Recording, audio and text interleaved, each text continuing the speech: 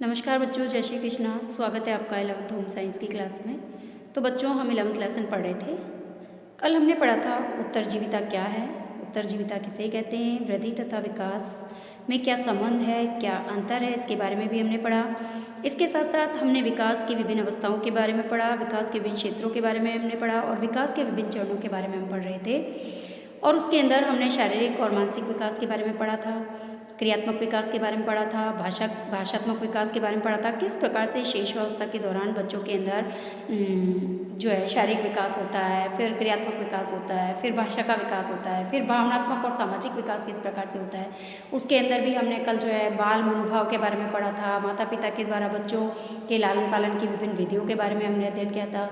और साथ साथ हमने ये भी देखा था कि बच्चों के ऊपर मित्र मंडली का भी कितना प्रभाव पड़ता है ना। और कभी कभी मित्र मंडली का प्रभाव सकारात्मक भी हो सकता है और कभी कभी नकारात्मक भी हो सकता है। इसके बारे में कल हमने अध्ययन किया था। तो आज हम बच्चों पढ़ने जा रहे हैं संज्ञानात्मक विकास के बारे में अध्ययन करेंगे। तो चलते हैं बच्चों हम टेक्स्ट बुक की ओर। तो बच्चों, आज हम पढ़ने जा रहे हैं संज्ञानात्मक विकास। संज्ञानात्मक विकास के बारे में हम भी पढ़ चुके हैं कि संज्ञान का अर्थ होता है सोचने विचारने की शक्ति, है ना। तो बच्चों के अंदर सोचने विचारने की शक्ति का विकास किस प्रकार से होता है। हम कह सकते हैं कि संज्ञानात्मक विकास एक तरीके से मानसिक विकास का ही दूसरा नाम है। इसे हम कह सकते हैं मानसिक विकास, है ना। और संज्ञानात्मक विकास के द्वारा ही बच्चा जो होता है उसमें सोचने विचारने की शक्ति का विकास होता है, कल्पना शक्ति का विकास होता है ना। और उसका मेंटली भी जो है वो डेवलपमेंट होता है। तो चलते हैं। संज्ञानात्मक विकास का संबंध बच्चों में सोचने की प्रक्रिया के विकास से ही है। हम कह सकते हैं कि बच्चे के द्वारा सोचने की प्रक्रियाएं, बच्चों के द्वारा सोचने की प्रक्रियाओं का जो विकास होता है उसी को हम संज्ञानात्मक विकास कह सकते हैं। और संज्ञान का अर्थ है सोचना विचारना, है ना। इसका अर्थ क्या है? सोचना विचारना। तथा हम किस प्रकार से अपने परिवेश को जानते हैं, यानी एक बच्चा जो होता है किस प्रकार से अपने आसपास के पर्यावरण के बारे में, अपने आसपास के वातावरण के बारे में, अपने आसपास के परिवेश के बारे में जान पाता है, उसके बारे में सूचनाएं प्राप्त कर पाता है, उनकी व्याख्या कर पाता है, उनकी विशेषताएं बता सकता है ना। तो ये किस प्रकार से उनमें डेवलप होती है, किस प्रकार से उनका मानसिक विकास होता है, जिसके कारण वो अपने आसपास की वस्तुओं को पहचान पाते हैं, उनका विवरण दे पाते हैं, है ना, और उनकी सूचना प्राप्त भी कर पाते हैं। तो किस प्रकार से बच्चों के मन में जो है अपने आसपास के परिवेश की एक तस्वीर जो है बन जाती है, किस प्रकार से उनमें जो है कल्पना शक्ति का विकास होता है ना। तो इसी को हम क्या कहते हैं? संज्ञानात्मक विकास कहते हैं। अब देखो, बच्चों के अंदर जो संज्ञानात्मक विकास है वो किस प्रकार से होता है, किस किस प्रकार की जो है संज्ञानात्मक विकास में कौन कौन सी मानसिक प्रक्रियाएं जो है वो सम्मिलित होती है, इसके बारे में हम अध्ययन करेंगे। तो चलते हैं हम नीचे। देखो बच्चों, बच्चों के अंदर जो है विभिन्न प्रकार के स्वाद को पहचानना, है ना। जब विभिन्न प्रकार के भोज्य पदार्थों को जब वो खाते हैं, टेस्ट करते हैं, तो उनमें विभिन्न प्रकार के स्वाद डेवलप होते हैं, है ना। तो हमने ये भी देखा था कि शिशुअवस्था के अंदर बच्चों के अंदर जो है सबसे पहले मीठे की स्वाद कलिकाएँ जो होती है, जीभ के ऊपर 4 प्रकार की स्वाद कलिकाएँ पाई जाती है, मीठी, खट्टी, है ना, नमकीन और कड़वी, है ना। तो सबसे आगे का जो टिप होता है हमारा जीभ का, सबसे आगे वाला जो भाग होता है, इसके ऊपर जो है मीठे वाली जो है स्वाद कलिकाएँ जो होती है डेवलप होती है। तो सबसे पहले बच्चा जो होता है वो मीठे का ही टेस्ट जो है सबसे पहले वो मालूम कर पाता है। जैसे जैसे फिर उसका विकास होता है वैसे वैसे विभिन्न स्वादों को पहचानता है। तो हम कह सकते हैं कि स्वाद जो है ये भी एक संज्ञानात्मक विकास के अंदर आता है। विभिन्न प्रकार के रंगों को जब वो पहचान पाता है, विभिन्न प्रकार के आकारों को पहचान पाता है, सजीव है, कोई वस्तु निर्जीव है ना, कोई भी पदार्थ खाने का है या नहीं है, कोई खाद्य पदार्थ है या अखाद्य पदार्थ है, इन सभी वस्तुओं के बीच में अंतर करने की जो क्षमता का विकास होता है, इसी को हम क्या कहते हैं? संज्ञानात्मक विकास कहते हैं। तो ये सभी क्रियाएं किस में आती है? संज्ञानात्मक विकास में आती है। इसके साथ साथ देखो, बच्चों के अंदर हम कह सकते हैं कि कुछ भावनाएं और कुछ अनुभव, जैसे कि कुछ व्यक्तियों को एक विशेष प्रकार के व्यवहार के साथ जब वो देखते हैं, है ना, अलग अलग व्यक्तियों के साथ उनका अलग अलग व्यवहार होता है और अलग अलग व्यक्तियों के साथ वो अलग अलग तरीके से सोचते हैं, विचारते हैं, फिर व्यवहार करते हैं ना। तो ये क्या है? उनकी कल्पना शक्ति का विकास होता है, उनका मानसिक विकास होता है ना। किसी मौसम को किसी विशिष्ट महीने के अंदर आना, जैसे बारिश का मौसम जो है जून जुलाई अगस्त के अंदर बारिश का मौसम रहता है ना। सर्दियाँ आपकी अक्टूबर नवंबर दिसंबर में रहती है, जनवरी, है ना, नवंबर दिसंबर जनवरी। तो हम कह सकते हैं कि कौन सा मौसम किस समय आएगा, इसके बारे में भी जो है बच्चों के अंदर जो ये विकास होता है, ये क्या है? मानसिक विकास है।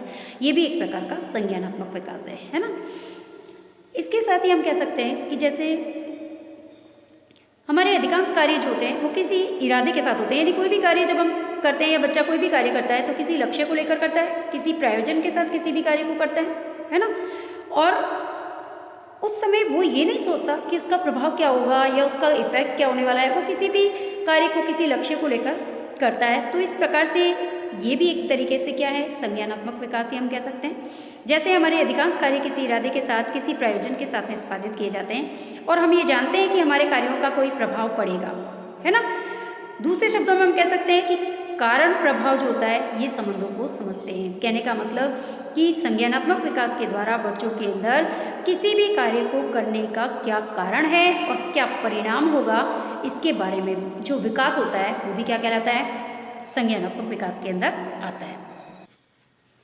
जैसे और भी क्रियाएं हैं, जैसे कि यदि हमें विद्यालय जाना है, तो विद्यालय जाने के लिए हमारे लिए सबसे अच्छा मार्ग कौन सा होगा, सरल होगा, सेफ होगा, है ना, जहाँ पर व्हीकल्स ज़्यादा नहीं आते होंगे, है ना, हम आसानी से जल्दी से पहुँच पाएँ विद्यालय, तो हम उसी मार्ग को चुनेंगे, है ना। और जहाँ पर कोई अवरोध होगा हम उस मार्ग को हम नहीं चुनेंगे।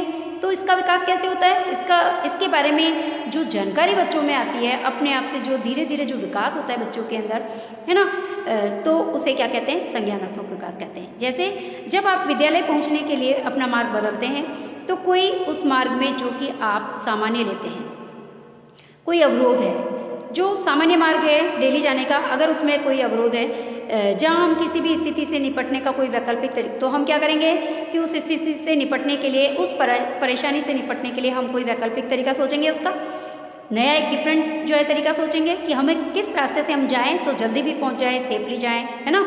और क्योंकि सामान्य तरीका तो सफल नहीं है ना। तो इस प्रकार से विभिन्न समस्याओं का समाधान करने की क्षमता जो होती है वो भी बच्चों के अंदर संज्ञानात्मक विकास के द्वारा ही विकसित होती है। समझ में आया। अब देखिए, हम किसी भी चीज़ को याद रखते हैं, बच्चे क्या करते हैं, किसी भी चीज़ को याद करते हैं, अपनी मेमोरी के अंदर याद रखते हैं किसी भी चीज़ को और उसका अनुकरण करते हैं, यानी उसको फॉलो करते हैं, है ना। और वस्तुओं के कारण के बारे में भी तर्क करते हैं। कोई भी वस्तु, कोई भी कार्य हो रहा है तो ऐसा क्यों हो रहा है, कैसे हो रहा है ना, किस कारण से हो रहा है। और ये वस्तुओं और अनुभवों और भावनाओं के बीच में संबंधों को समझते हैं। यानी कहने का मतलब कि बच्चे जो होते हैं किसी भी चीज़ को अपनी मेमोरी के अंदर याद रखते हैं, किसी भी चीज़ का अनुकरण करते हैं, उसका फॉलो करते हैं या फिर उसको अपने जीवन में अपनाते हैं, है ना। और वस्तुओं के कारण के बारे में तर्क करते हैं। तो ये क्या है, संज्ञानात्मक विकास है, ये सभी क्रियाएं, है ना। तो काल्पनिक स्थितियों के बारे में वो सोचते हैं और तर्क भी करते हैं। कोई वस्तु अमूर्त अर्थों में है तो उसके बारे में भी सोचते हैं, है ना। अमूर्त यानी जो दिखाई नहीं देती, मूर्त यानी जो हमारे सामने है ना, जो हमें दिखाई देती है उसको कहते हैं मूर्त। जो अमूर्त यानी जो हमें दिखाई नहीं देती, उसके बारे में भी वो सोचते हैं, विचार करते हैं, है ना। तो ये भी क्या है, एक तरह का संज्ञानात्मक विकास है। ये सभी उपयुक्त मानसिक प्रक्रियाएं जो होती है, जो हमारी सोच का एक भाग है, इस संज्ञानात्मक विकास के अध्ययन के अंदर आता है ना। तो हम कह सकते हैं ये सभी प्रकार की क्या है, मानसिक क्रियाएं जिनके बारे में हमने अध्ययन किया, ये सब किस में आती है, संज्ञानात्मक विकास में आती है। तो बच्चे के जन्म के समय से परिपक्वता तक संज्ञान के विकास में जो चरण है उनका अध्ययन हम कर सकते हैं। तो संज्ञानात्मक जो प्रक्रियाओं का जो विकास है उसको हम विभिन्न चरणों के अंदर बांट सकते हैं। ये एक विभिन्न चरणों की श्रृंखला है, हम कह सकते हैं, है ना। तो संज्ञानात्मक विकास को हम विभिन्न भागों में बांटेंगे, 4 चरणों में इसको बांटा गया है। सबसे पहले संवेदी क्रियात्मक संज्ञानात्मक विकास, दूसरा है पूर्व प्रचालनात्मक संज्ञानात्मक विकास, तीसरा है पूर्णतया प्रचालनात्मक संज्ञानात्मक विकास और चौथा है औपचारिक प्रचालनात्मक संज्ञानात्मक विकास। ये 4 चरणों में इसको बांटा है। संज्ञानात्मक विकास 4 चरणों के अंदर होता है बच्चों के अंदर। इस अनुभाग में हम बच्चों की सोच में एक चरण से अगले चरण के अंदर होने वाले कुछ महत्वपूर्ण परिवर्तनों के बारे में अध्ययन करेंगे। यानी कि प्रत्येक चरण के अंदर अलग अलग परिवर्तन जो है बच्चे के अंदर होते हैं, अलग अलग प्रकार से संज्ञानात्मक विकास होता है ना। संज्ञानात्मक विकास के दौरान कौन कौन से परिवर्तन होते हैं, हर चरण के अंदर हम अलग अलग परिवर्तनों के बारे में अध्ययन करेंगे। तो सबसे पहले चलते हैं हम, सबसे पहले संवेदी क्रियात्मक चरण, है ना। ये संज्ञानात्मक विकास का पहला चरण है। अब देखो, संवेदी यानी संवेदनाओं से संबंधित है ना। अब देखो विकास का ये चरण जन्म से लेकर 2 वर्ष की आयु तक रहता है। तो संवेदी क्रियात्मक चरण जो होता है बच्चों के अंदर कब रहता है, किस उम्र से किस उम्र तक रहता है? तो ये जन्म से लेकर, जब बच्चा जन्म लेता है तब से लेकर के 2 वर्ष तक की आयु तक रहता है। इस अवधि के दौरान शिशु जो होता है उसमें अपनी ज्ञानेंद्रियों के माध्यम से, अपनी क्रियात्मक क्षमताओं के माध्यम से वो अपने परिवेश को समझने का प्रयास करता है। अपनी ज्ञानेंद्रियों का ही उपयोग करता है वो, है ना। सबसे ज़्यादा आँखों का है ना, कान का है ना, बोलने का है धीरे धीरे, ठीक है। अब इसीलिए इसे विकास की संवेदी क्रियात्मक अवधि कहते हैं। प्रश्न आता है कि संवेदी क्रियात्मक अवधि किसे कहते हैं, है ना। तो संवेदी क्रियात्मक अवधि किसे कहते हैं कि जन्म से लेकर 2 वर्ष तक की आयु तक रहती है। इस दौरान बच्चा जो होता है अपनी ज्ञानेंद्रियों के माध्यम से, अपनी क्रियात्मक क्षमताओं के माध्यम से अपने परिवेश को समझने का प्रयास करता है। इसे हम संवेदी क्रियात्मक अवधि कहते हैं। समझ में आया? अब इस प्रकार शिशु संसार की वस्तुओं और लोगों को अपनी क्रियाओं के तथा उनको वो कैसी लगती है उसके बारे में वो जानने का प्रयास करता है। अब एक शिशु जो होती है, एक शिशु बालिका जो होती है, खिलौने को उसी रूप में जानती है जैसा कि वो दिखता है। एक छोटा बच्चा है, एक छोटा शिशु है, उसको एक खिलौना दिया जाए तो वो उसको उसी रूप में देखेगा जिस रूप में उसको वो दिखाई दे रहा है ना। अब वो स्पर्श करने पर कैसा महसूस हो रहा है ना।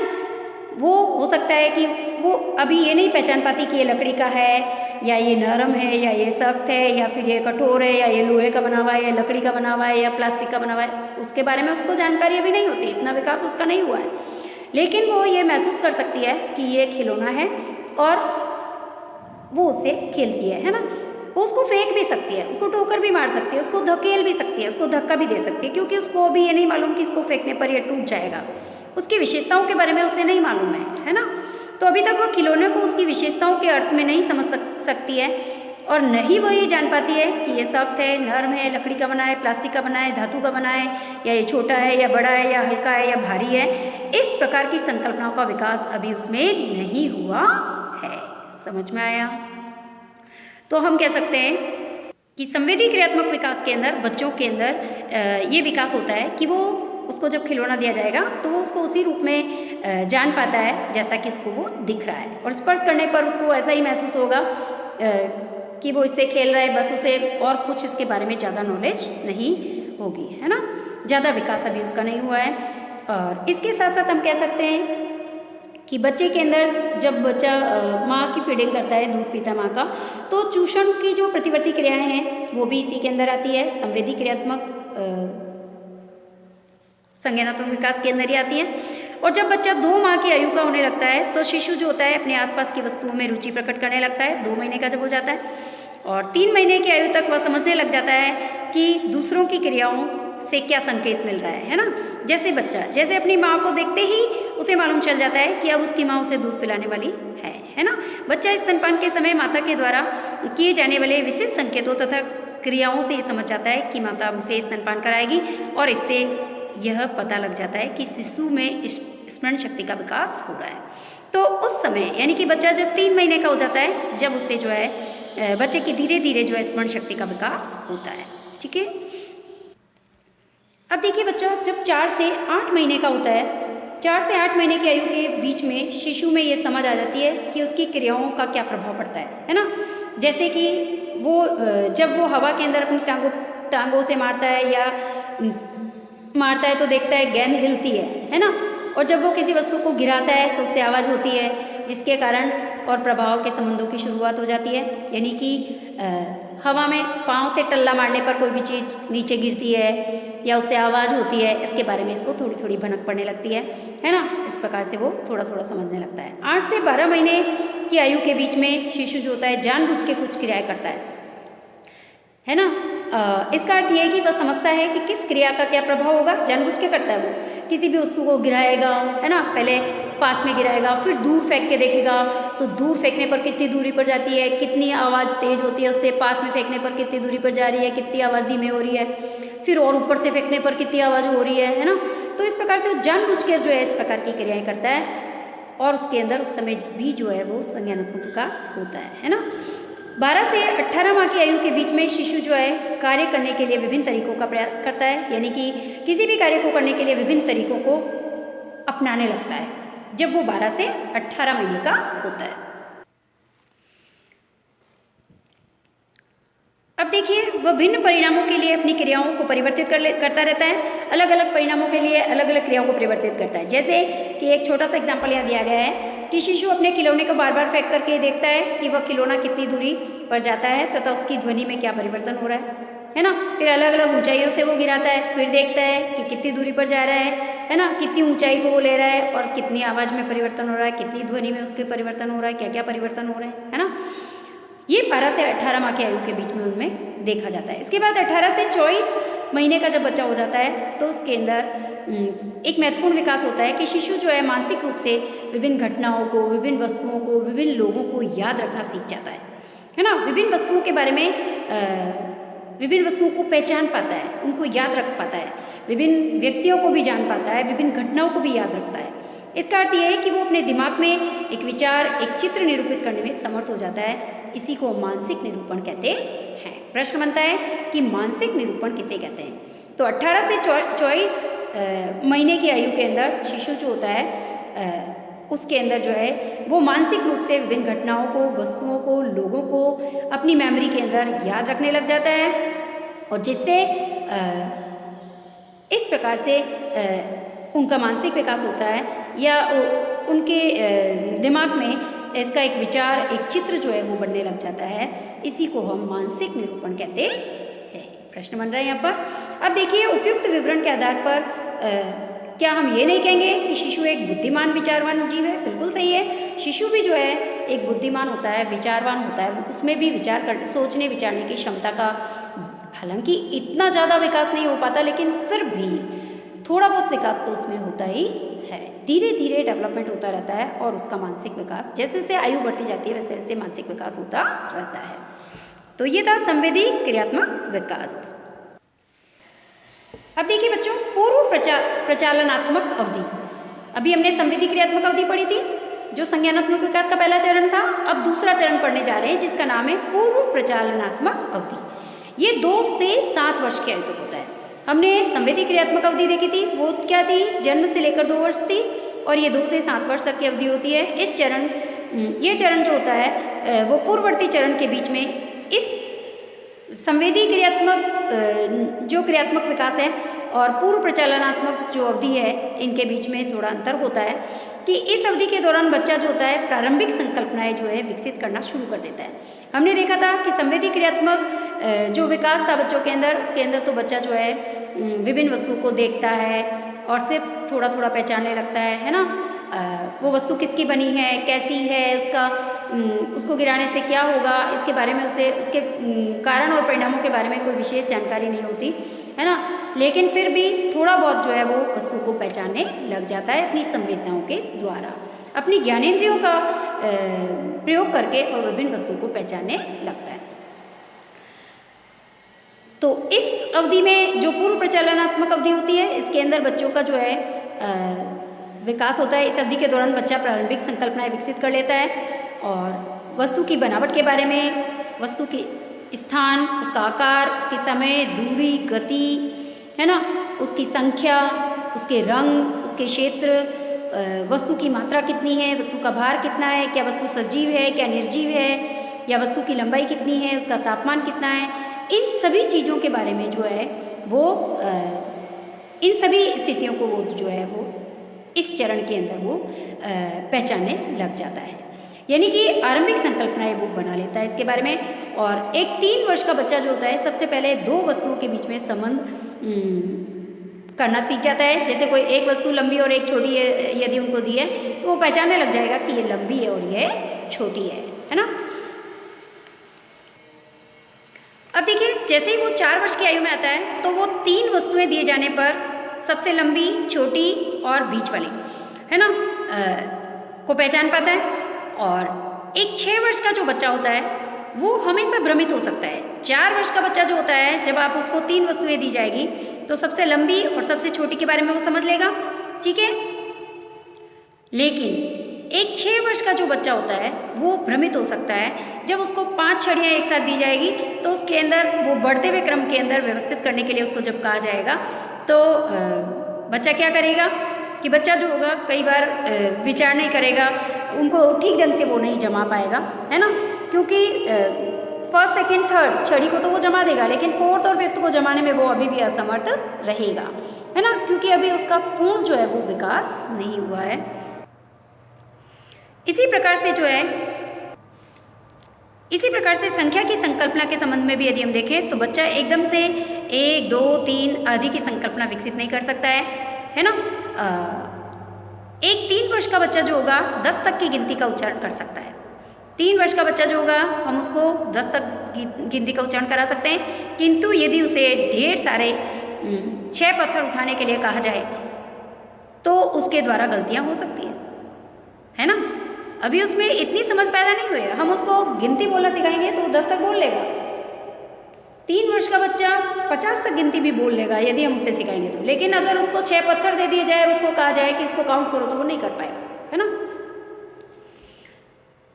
तो उसमें वो गलतियां कर सकता है। तो संख्या की संकल्पना विकसित करने में बच्चा पहले अधिक और फिर कम और फिर एक और फिर अनेक और शून्य, यानी कि हम कह सकते हैं कि एक, अधिक, कम और समान की संकल्पना धीरे धीरे उसमें विकसित होती है और फिर धीरे धीरे वो 3, 4, 5 आदि की गणना भी करना सीख जाता है ना। पहले 1, 2, 3, फिर उसके बाद 3, 4, 5, है ना, इसके बारे में वो गणना करना सीखता है। सबसे पहले 2 चीज़ों को काउंट करना सीखेगा, है ना, फिर 3 को सीखेगा, फिर 4 को सीखेगा, फिर 5 को सीखेगा। तो इस प्रकार से संख्या की संकल्पना का भी उनमें विकास होता है। ये हमारी पूर्व प्रचालनात्मक अवधि के अंदर आता है, जो कि 2 से 7 वर्ष की अवस्था है। लेकिन 3 वर्ष का बच्चा जो होता है वो गिनती का उच्चारण करना सीख जाता है। देखो बच्चों, विद्यालय पूर्व जो बच्चे होते हैं इनकी विशेषताओं को हम तभी अच्छे से समझ सकते हैं कि जब हम ये समझ लें कि पूर्व प्रचालनात्मक का क्या अर्थ है।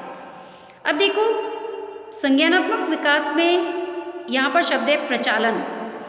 इसका एक विशिष्ट अर्थ होता है, यह शब्द उन मानसिक क्रियाओं की ओर संकेत करता है जिनमें की वस्तुएं परिवर्तित या रूपांतरित होती है। प्रचालन का मतलब क्या है कि ऐसी मानसिक क्रियाएं या ये उन मानसिक क्रियाओं की ओर संकेत करता है जिसके अंदर विभिन्न वस्तुएं जो होती है वो परिवर्तित होती रहती है या फिर रूपांतरित होती रहती है, इसको हम कहते हैं प्रचालन। और फिर अपनी मूल स्थिति में वापस लाई जा सकती है, परिवर्तित भी हो जाती है और वापस अपनी मूल स्थिति के अंदर लाई भी जा सकती है। तो इसका अर्थ यह है कि कोई भी क्रिया प्रतिवर्तनीय है ना, परिवर्तनीय क्रिया, यानी कि जिसको रूपांतरित भी किया जा सकता है, अकॉर्डिंग टू सिचुएशन उसको परिवर्तित भी किया जा सकता है और उसको मूल स्थिति में लाया भी जा सकता है, इसे कहते हैं हम प्रतिवर्तनीय। ठीक है, तो ये किसका अर्थ है? प्रचालन का अर्थ है। समझ में आया? तो प्रश्न बनता है यहाँ पर कि प्रचालनात्मक पूर्व प्रचालनात्मक अवधि जो है क्या है। तो प्रचालनात्मक का अर्थ यहाँ पर क्या है? इसका अर्थ यही है कि ये मानसिक क्रियाओं की ओर ही संकेत करता है। इसका अर्थ ये है कि जिसके अंदर वस्तुओं को परिवर्तित या रूपांतरित किया जा सकता है और पुनः अपनी मूल स्थिति में लाया जा सकता है।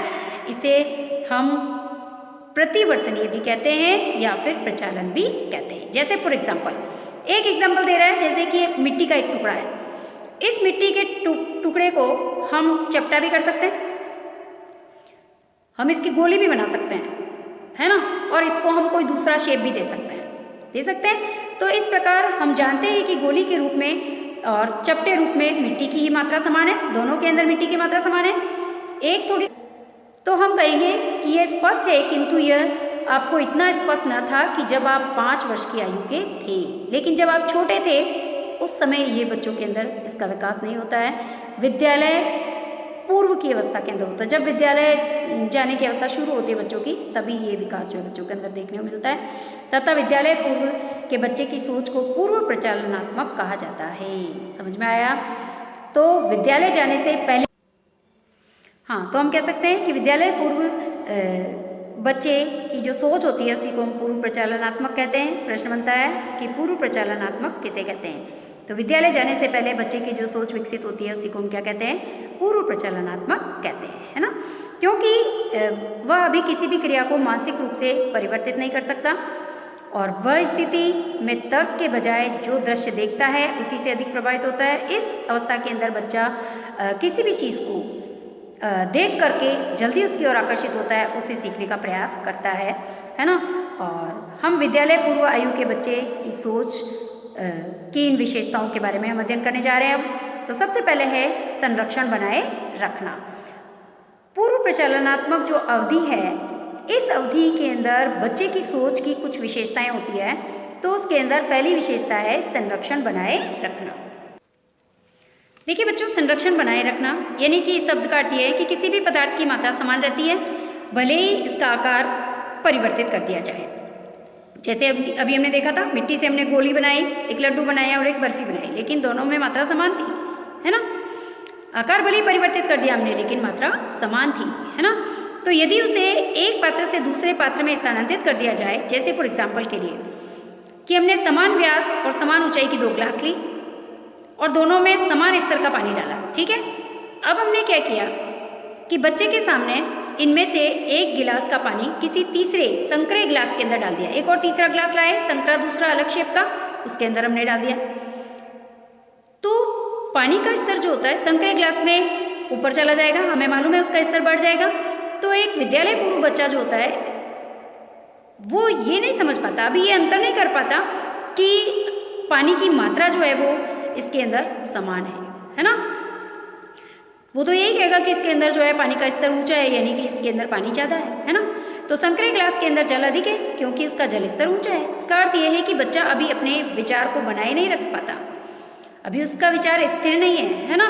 और ये सत्य है कि बच्चा परिचित स्थितियों को बनाए रख सकता है, किंतु अपरिचित स्थितियों को बनाए नहीं रख पाता है इस अवस्था के अंदर, है ना। तो उदाहरण के लिए एक 4 वर्ष का बच्चा जो होता है वो जो कि जीविका उपार्जन के लिए, जैसे कि एक बच्चा है जो अपने पिताजी के साथ सोडा के ठेले पर काम करता है ना। तो जब वो रोज़ सोडा बनाता है तो लेमन सोडा बनाने के अंदर, दैनिक व्यवसाय के अंदर वो अपने पिता को जब सहायता करता है तो वो भ्रमित नहीं होगा, वो बच्चा रेगुलर कर रहा है उस कार्य को, है ना। इसलिए वो भ्रमित नहीं हो सकता कि उसको जो है सोडा की बोतल से ग्लास में डालने पर उसकी मात्रा जो है कम ज़्यादा हो गई, है ना। लेकिन जो बच्चा रेगुलर नहीं है वो बच्चा इस अंतर को अभी नहीं पहचान पाता है, और ये बच्चा भ्रमित नहीं होगा कि सोडे की मात्रा बोतल से गिलास में डालने पर बढ़ गई है, क्योंकि उसे ये अनुभव बार बार होता रहता है, जिससे कि बच्चे के अंदर ये मानसिक रूप से विकास हो जाता है ना। अब 6 से 7 वर्ष की आयु का जो बच्चा होता है तो वो इसे समझने में समझ पाता है आसानी से, कोई दिक्कत नहीं है, वो आसानी से समझ पाएगा। यदि हम किसी तीसरे ग्लास में ट्रांसफ़र करेंगे पानी को तो वो पहचान पाएगा कि पानी की मात्रा समान है ना। लेकिन 4 वर्ष का बच्चा नहीं पहचान पाएगा। लेकिन अगर एक बच्चा जो शुरू से ही उस कार्य को कर रहा है, अपने पिता के साथ यदि हेल्प कर रहा है उसी कार्य के अंदर, तो वो उस बात को पहचान पाएगा क्योंकि उसे अनुभव है उस चीज़ का, तो वह इस विचार को बनाए रखने में समर्थ हो जाता है। और हम इसका अवलोकन अगले चरण के अंदर करेंगे, ठीक है। अब चलते हैं, हमारा दूसरा है क्रमांकन, है ना। क्रमांकन के अंदर क्या होता है, बच्चों का विकास किस प्रकार से बच्चा जो है क्रम के अंदर किसी कार्य को करना सीखता है ना। छोटे से बड़े या फिर बड़े से छोटे के अंदर विभिन्न आकारों के अंदर किस प्रकार से वो व्यवस्थित करना सीखता है। तो इसका अर्थ ये है कि वस्तुओं को क्रमानुसार रखने का कार्य करना, है ना। तो इसका एक सामान्य सा उदाहरण हम ले सकते हैं कि एक लंबी से छोटी और उल्टे क्रम के अंदर विभिन्न आकार की पेंसिलों को जब व्यवस्थित करना है तो पूर्व विद्यालय आयु का बच्चा जो होगा 3 पेंसिल तो सही क्रम से रख लेगा, लेकिन चौथी पेंसिल रखते समय उसको संदेह होगा, चौथी और 5वीं पेंसिल को वो ठीक ढंग से नहीं रख पाएगा। है समझ में। तो हम कह सकते हैं पूर्व विद्यालय बालक जो होता है इसके अंदर क्रमांकन का थोड़ा विकास तो होता है, लेकिन पूर्ण रूप से विकास हम नहीं कह सकते कि पूर्ण रूप से विकास होता है। अब देखिए तीसरी विशेषता क्या है इसकी। पूर्व विद्यालय जो बालक होते हैं उनके नज़रिए, उनका जो नज़रिया होता है वो अन्य व्यक्ति के परिप्रेक्ष्य के नज़रिए को किस प्रकार से समझ पाते हैं या नहीं समझ पाते हैं, है ना। अब देखिए इस अवस्था के अंदर बच्चा जो होता है छिपा देते हैं, जहाँ से बच्चे को तो नहीं दिख रही है, लेकिन कमरे के किसी भिन्न स्थल पर खड़े किसी अन्य व्यक्ति को, हमारे घर के किसी अन्य मेंबर को दिखाई दे रही है।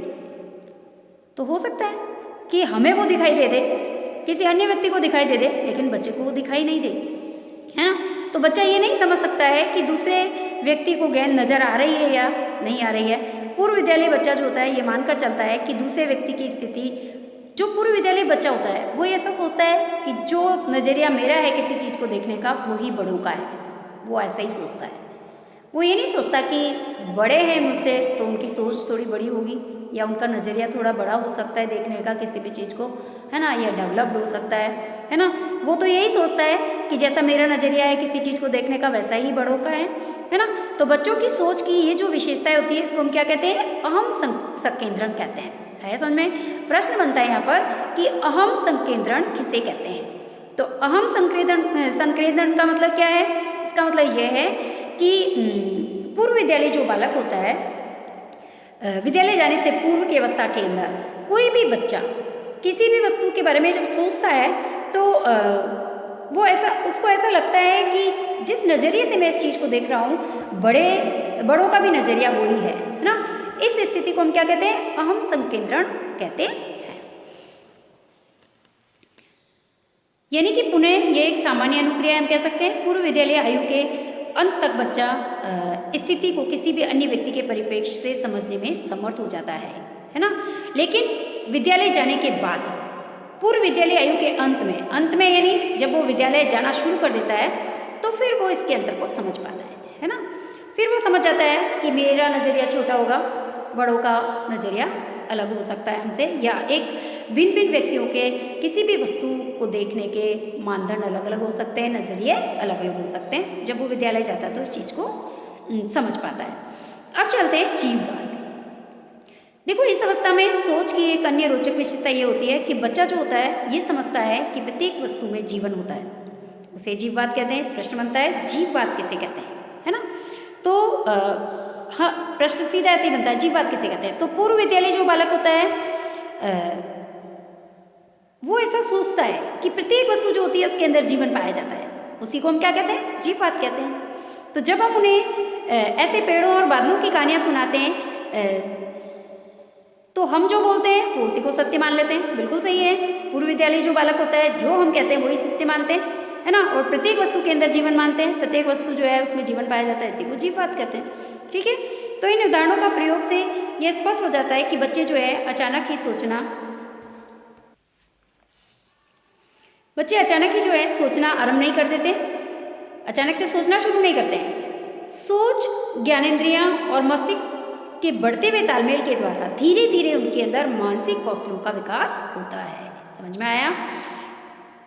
पूर्व विद्यालय बालक जो होते हैं वो एकदम से किसी भी वस्तु के बारे में सोचना शुरू नहीं करते हैं, जैसा हम कहते हैं वैसा ही वो मानते जाते हैं, है ना। वही उन्हें सत्य लगता है और प्रत्येक वस्तु के अंदर वो जीवन मान लेते हैं। ठीक है, फिर धीरे धीरे जैसे जैसे उनकी सोच बढ़ती है, जैसे जैसे ज्ञानेंद्रियों का विकास होता है, जैसे जैसे उनका मस्तिष्क का विकास होता है, और जब सोच, ज्ञानेंद्रियां और मस्तिष्क का तालमेल जब बढ़ता है तो धीरे धीरे उनके मानसिक कौशलों का विकास होता है। समझ में आया? अब देखिए बच्चों, अब आता है हमारा ठोस प्रचालनात्मक अवस्था। तो ठोस प्रचालनात्मक जो अवस्था होती है, अभी हमने पूर्व विद्यालय प्रचालनात्मक अवस्था पढ़ी थी, अब ये ठोस प्रचालनात्मक अवस्था, ये 7 से 11 वर्ष तक की अवस्था होती है। इस अवस्था के अंदर ये अवस्था जो होती है मध्य बाल्य अवस्था के चरण के समान ही होती है, यानी हम इसको मध्य बाल्य अवस्था भी कह सकते हैं। और बच्चा जो होता है मानसिक रूप से कार्यों को प्रतिवर्तित कर सकता है। और पूर्व प्रचालनात्मक जो बच्चा था वो जो एक समय में एक समस्या को केवल एक ही आयाम पर ध्यान केंद्रित कर सकता था। हमने देखा था कि एक समस्या के बारे में ही सोच पाता था, एक ही समस्या का समाधान कर पाता था, उसी के ऊपर ध्यान केंद्रित कर पाता था। वहीं पर ठोस प्रचालनात्मक अवस्था के अंदर बच्चा जो होता है एक ही समय में समस्या के बहुत सारे आयामों और पहलुओं पर ध्यान केंद्रित कर सकता है। समझ में आया? और इस प्रकार बच्चा जो होता है किसी भी स्थिति में किसी भी सामग्री के साथ संरक्षण कर सकता है, उसका क्रमांकन कर सकता है, किसी भी वस्तु का संरक्षण करना भी सीख जाता है, साथ साथ उसके अंदर उनको क्रम से समझने में भी वो जो है समझ सकता है ना, उसको क्रमानुसार व्यवस्थित कर सकता है ना। और किसी भी अन्य गिलास में जल के डालने पर वह जो है तर्क कर सकता है ना। और जल को चौड़े गिलास से संकरे गिलास में जब उड़ेला जाता है तो उसमें कुछ भी मिलाया नहीं गया है, इसलिए मात्रा में परिवर्तित नहीं हुआ है, यानी कि वो अब तर्क वितर्क करने की क्षमता उसमें आ जाती है ठोस प्रचालनात्मक अवस्था के अंदर, है ना। विद्यालय पूर्व प्रचालनात्मक अवस्था के अंदर तो हमने देखा ही था कि यहाँ पर जो है बच्चा सिर्फ एक ही समस्या के एक ही आयाम पर ध्यान केंद्रित करता है और क्रमांकन करना थोड़ा बहुत सीख पाता है ना। और किसी भी वस्तु को जो है किसी भी वस्तु के बारे में एक ही सोच रखता है कि जिस नज़रिए से मैं देख रहा हूँ उसी नज़रिए से बड़े देख रहे हैं, है ना। और किसी भी वस्तु को जीवंत मान लेता है। लेकिन ठोस प्रचालनात्मक अवस्था के अंदर ऐसा नहीं होता।